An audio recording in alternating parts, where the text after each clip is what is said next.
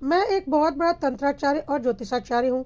मैंने ज्योतिष, तंत्र, अंकगणित, हस्तरेखा आदि की पूरी शिक्षा ग्रहण की है। मैं किसी की भी कुंडली, चेहरा, हस्तरेखाएं, मस्तक रेखाएं आदि देखकर उसके बारे में सब कुछ बता सकता हूँ। या फिर अगर किसी के ऊपर कोई जादू टोना या वशीकरण वगैरह किया गया है तो वह भी मैं समझ सकता हूँ और उसका तोड़ निकाल सकता हूँ, क्योंकि मैंने इसी से संबंधित अध्ययन किया है। अपने जीवन का बहुत बड़ा भाग मैंने इसकी जानकारी के लिए लगाया है, जिसके फलस्वरूप मुझे यह सारी विद्याएं प्राप्त हुई हैं। और मैं अपना एक ज्योतिष परामर्श केंद्र चलाता हूँ, जिसमें परेशान लोग आकर मुझसे अपनी परेशानियों का हल पूछा करते हैं और मैं उन्हें उनकी समस्याओं का हल देता हूँ।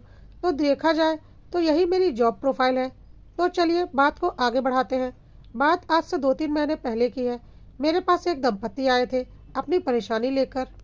उस दंपत्ति का यह कहना था कि किसी रिश्तेदार या पड़ोसी ने उनके ऊपर कोई बड़ा जादू टोना कर दिया है, जिसकी वजह से वह पिछले 2 सालों से बहुत ज़्यादा परेशान हो चुके हैं और लगभग बर्बाद होने की कगार पर हैं।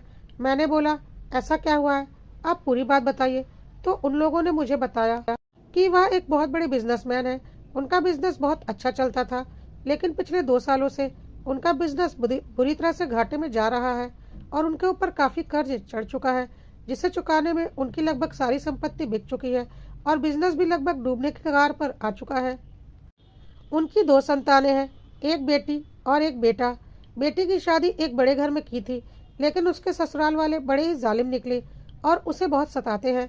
बेटी की शादी भी अब टूटने की कगार पर आ चुकी है, क्योंकि अब बात हद से ज़्यादा बढ़ चुकी है और उनका बेटा शराब और तरह तरह के नशे में लिप्त हो चुका है। ना उसने ढंग से पढ़ाई की और ना ही पिता के बिजनेस में ही कभी कोई सहयोग किया। सिर्फ दिन भर वह घर पर रहकर नशे किया करता है और माँ बाप से लड़ाइयाँ किया करता है। उस दंपत्ति का कहना था कि उनके घर में सब कुछ ठीक था, लेकिन पिछले 2 सालों से यह सब कुछ हो रहा है। उनका बिजनेस बर्बाद हो चुका है। 2 साल पहले ही बेटी की शादी की थी, उसका घर भी बर्बाद हो चुका है और पिछले 2 साल से ही बेटा नशे में पूरी तरह से लिप्त हो चुका है और पढ़ाई लिखाई सब छोड़ दी है। मुझे भी उनकी बातें सुनकर ऐसा लगा कि शायद सच में इनके किसी रिश्तेदार या पड़ोसी ने जलन के कारण उनके ऊपर कोई बड़ा जादू टोना कर रखा है, जिसकी वजह से यह पूरी तरह से बर्बाद हो चुके हैं। मैंने उनसे उन दोनों पति पत्नी की कुंडलियां मांगी। कुंडली का गहन अध्ययन करने के बाद मुझे ऐसा कुछ भी नहीं लगा कि इन लोगों के ऊपर कोई जादू टोना किया गया है, बल्कि मुझे काफ़ी कुछ और पता चला। उसके बाद मैंने उनके चेहरों का गहन निरीक्षण किया और उनकी हस्तरेखाएं भी अच्छे से देखी। सब कुछ देखकर अपनी विद्या के बल पर मैंने काफ़ी कुछ जान लिया। फिर मैंने उनसे कहा, सच सच बताइए, क्या आपको सच में लगता है कि किसी ने आपके ऊपर जादू टोना किया है, जिसकी वजह से आपका परिवार बर्बाद होने की कगार पर है? उन दोनों पति पत्नी ने कहा, हाँ बिल्कुल, हमारी शादी को लगभग 25 साल हो चुके हैं और 23 साल तक हमने अच्छी ज़िंदगी बिताई, लेकिन पिछले 2 सालों से हम बहुत परेशान हैं। इसलिए हमें यकीन है कि हमारे ऊपर किसी ने जादू टोना किया है। मैंने बोला, जी नहीं, मैंने बहुत गहनता से आप लोगों की सारी कुंडली देखी है और आप लोगों के मस्तिष्क और हस्त की रेखाओं का भी अध्ययन किया है और मुझे तो कुछ और ही दिखाई पड़ रहा है। आपके ऊपर किसी ने कोई जादू टोना नहीं किया है। इस पर उन्होंने बोला, अगर किसी ने कुछ भी नहीं किया है तो फिर हमारे साथ पिछले 2 सालों से इतना बुरा क्यों हो रहा है? मैंने बोला, यह आपके कर्म फल है। मैंने अपने विद्या के बल पर इतना तो जान ही लिया है। उन्होंने बोला, मतलब कहना क्या चाहते हैं आप? उसके बाद मैंने बातें करनी शुरू की। मैंने बोला, इंसान को लगता है कि वह जो चाहे कर सकता है और वह मदमस्त हाथी की चाल की तरह दूसरों को रौंदता हुआ आगे बढ़ता जाता है, यह सोचते हुए कि उसका कोई क्या ही बिगाड़ सकता है। लेकिन वह भूल जाता है कि उसके द्वारा किए गए कर्म ही आगे फल के रूप में उसके सामने आते हैं। आपको याद है, जब आप 25 वर्ष के थे तभी आपके पिताजी और चाचा जी एक सड़क दुर्घटना में गुजर गए थे। आप शुरू से ही बहुत चालाक रहे हैं और खुद को आगे बढ़ाने के लिए किसी भी हद तक जाने को तैयार रहे हैं। आपके पिताजी एक छोटी सी दुकान चलाते थे, लेकिन आपके सपने बहुत बड़े थे।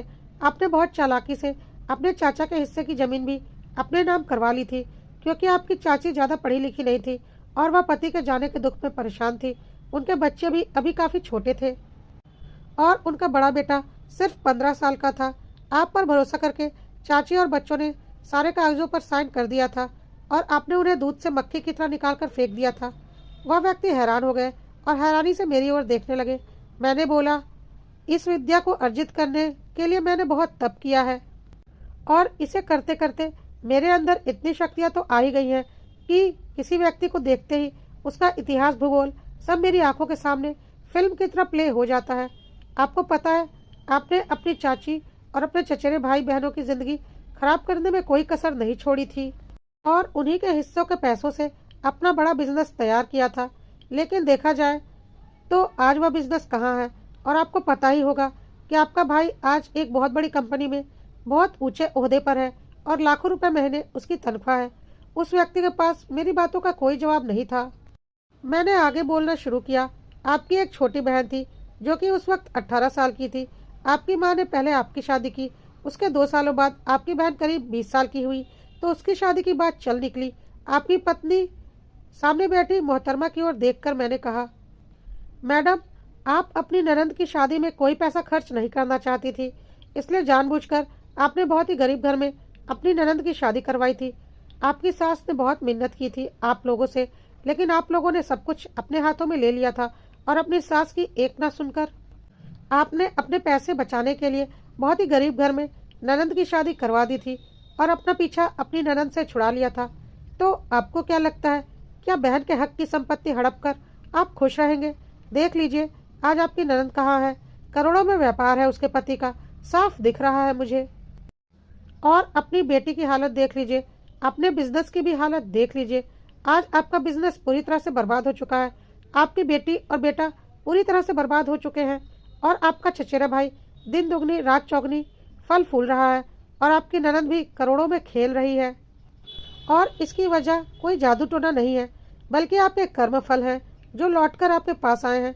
वह दंपति बुरी तरह से परेशान हो गए और बोले, अब आप ही इसका कोई उपाय बताइए और हमें इस मुसीबत से बाहर निकालिए। हम बहुत उम्मीद लेकर आपके पास आए हैं। मैंने बोला, अगर मेरे पास कोई चारा होता तो मैं जरूर कोई उपाय करता, लेकिन मैं जादू टोने का उपाय तो कर सकता हूँ। कुंडली में किसी ग्रह नक्षत्र से होने वाली परेशानियों का उपाय तो कर सकता हूँ। नाम और जन्म की तारीख देखकर और अक्षरों में थोड़ा परिवर्तन करके तरक्की के मार्ग खोल सकता हूँ। लेकिन अगर किसी के कर्म फल उसे उसके कर्मों की सजा दे रहे हैं तो उसे मैं कभी भी बदल नहीं सकता, चाहे मैं कुछ भी कर लूँ, क्योंकि यह ईश्वर का न्याय होता है। वह दोनों दंपति बुरी तरह से रोने लगे और बोले, क्या कोई उपाय नहीं? मैंने गौर से उन दोनों की ओर देखा और बोला, नहीं, कोई भी उपाय नहीं, मुझे साफ दिखाई पड़ रहा है। अभी तो आप लोगों की जिंदगी और भी ज़्यादा खराब होने वाली है और आप लोगों ने अभी शारीरिक कष्टों को भोगना तो शुरू ही नहीं किया है, जो कि और भी बुरे होने वाले हैं। मुझे साफ दिखाई पड़ रहा है। अब तो दोनों बुरी तरह से परेशान हो चुके थे और बोले, ठीक है, हमने बुरे कर्म किए थे और हमारी ज़िंदगी खराब हो रही है, हम मानते हैं इस बात को, लेकिन हमारे बच्चों ने क्या बुरे कर्म किए थे? हमारे बच्चों की ज़िंदगी क्यों खराब हो रही है? उनके लिए तो कुछ कीजिए। इस पर मैंने बोला, वही तो बात है, कोई इंसान गलत काम करने से पहले यह नहीं सोचता कि इस काम के असर उसके अलावा उसकी संतानों पर भी पड़ेगा और अक्सर संतान बेगुनाह होते हुए भी माँ बाप के कर्मों का फल भोग रहे होते हैं। आपकी दोनों संतानें बेगुनाह हैं, लेकिन आपके बुरे कर्मों का फल इतना बड़ा है कि उसे आपके साथ साथ आपकी संतानों को भी भोगना ही पड़ेगा। इसलिए हमें अपने कर्मों पर बहुत ध्यान देना चाहिए और अपने कर्म हमेशा अच्छे रखने चाहिए। नहीं तो जब बुरे कर्म अपने फल देना शुरू करते हैं तो रूह कांप जाती है। इस जगत की सबसे बड़ी सच्चाई यह है कि अपने कर्मों का फल खुद तो इंसान भुगतता ही है, उसकी संतानें भी भुगतती हैं। कर्म अच्छे हो तो कर्म करने वाले व्यक्ति के साथ साथ उसकी संतानों का भविष्य भी अच्छा होता है, और कर्म अगर बुरे होते हैं तो कर्म करने वाले व्यक्ति के साथ साथ उसकी संतानें भी उस दुख को भोगती हैं जो कर्म फल के रूप में उन्हें प्राप्त हुए रहते हैं। आप लोग जा सकते हैं, मैं चाहकर भी आप लोगों की कोई मदद नहीं कर सकता। कहकर मैंने उनके आगे हाथ जोड़ लिए, क्योंकि मुझे पता था कर्म फल ईश्वर देते हैं और इसे कोई नहीं बदल सकता।